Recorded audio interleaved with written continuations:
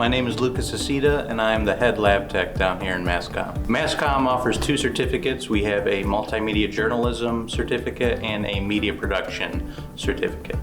MassCom kind of forces you to do a little bit of everything, and I think that that's just going to make you more well-rounded. So, you know, to me, that's almost best case scenario. I went in wanting to do one thing, and that was movies, and I walked out still wanting to do movies, but now I can do podcasts, you know, anything in between. So, yeah, I think it prepares our students for anything that you can throw at them. MassCom's a melting pot. You know, we get all kinds of students down here with, frankly, all kinds of different passions, and I think in a creative field, you need that. You know, you need to be surrounded by that art and that love and that passion. And to me, our teachers are great and they're going to give you exactly what you need, but the students and that collaboration, I think, is where a lot of that magic happens. So.